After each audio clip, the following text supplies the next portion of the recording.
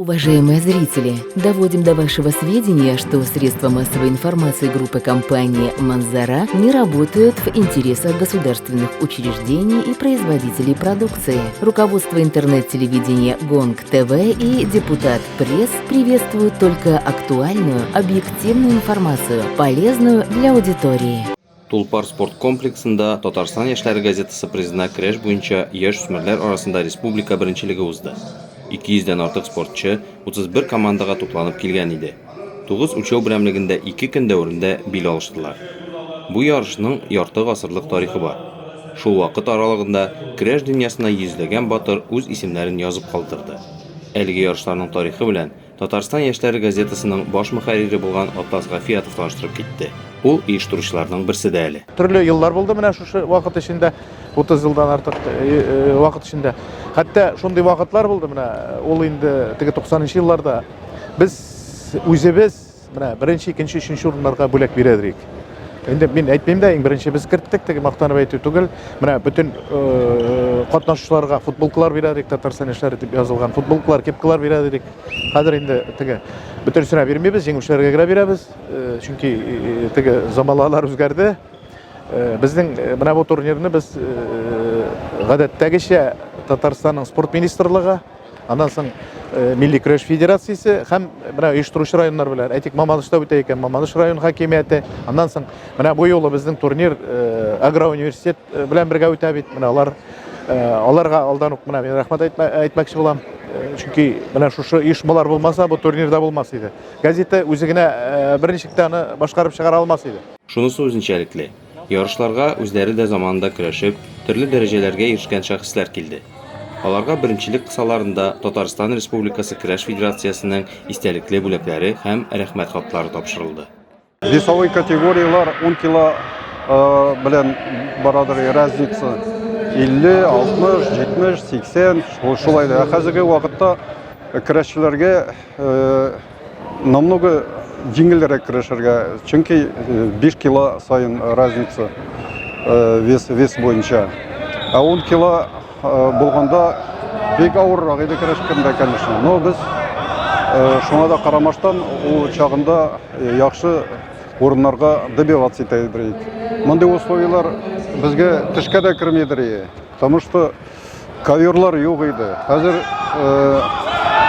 спортивный тренажерлар тоже bir-ике генә иде. Хәзерге вакытта карап торам, бу зданиеда шундый яхшы условиялар хәзерләгәннәр безнең татар көрәшчеләрне. Только аларга уңышлар. Татарча көрәш ул тормышка кирәкле бөтен сыйфатларны бирә. Һәм тормышта да менә яхшы көрәшкән егетләр беркайчан да югалмый. Алар бер-берсен белән тыгыз элемтәдә торалар. Тормышта да җайлыгын алып баралар. Чөнки үзегез беләсез, тормышта да түземлелек кирәк, менә нәкъ көрәшле сыйфаты кирәк. Шуңа күрә әйтеп китәсе килә яшьләргә көрәшчеләр, аларга булышырга кирәк, мөмкинлекләрдән файдаланырга кирәк. Көрәш Федерациясының эше туктап торганы юк. Ел әйләнәсендә Маршин Шарифҗан улы районнарына әйләнеп чыкты.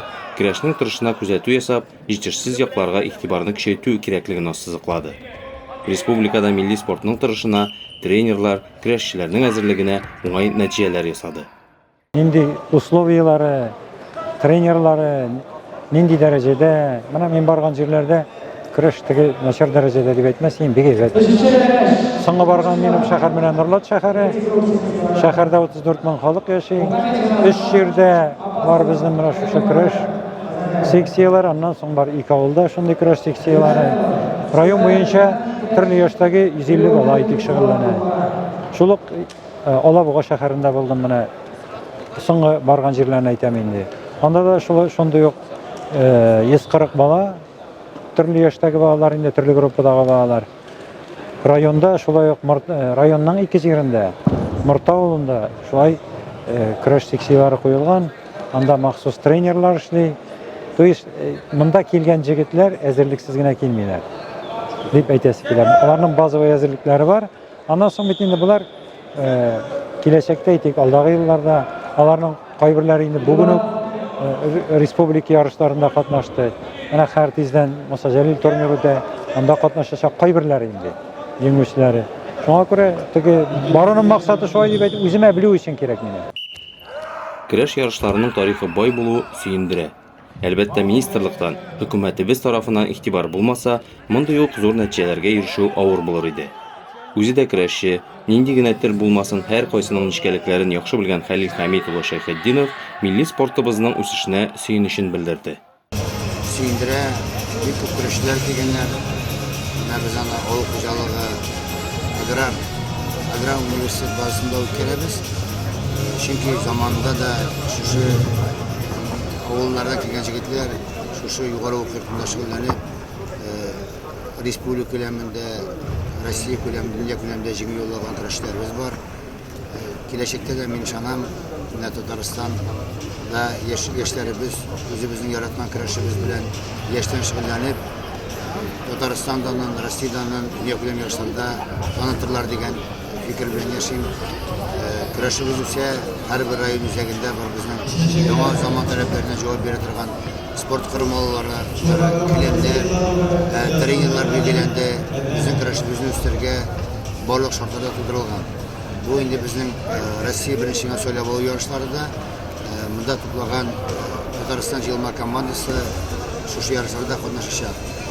Билгеле, көрәшнең әһәмияте шунда, һәр егет сау-сәламәт булып, физик яктан да, рухи яктан да нык булып үсәчәкләр. Командалар арасындагы бил алышуларда авиатизилеш һәм Яңа Савин командасы Кукмара, Арча районнары пьедесталның иң югары баскычына күтәрелде.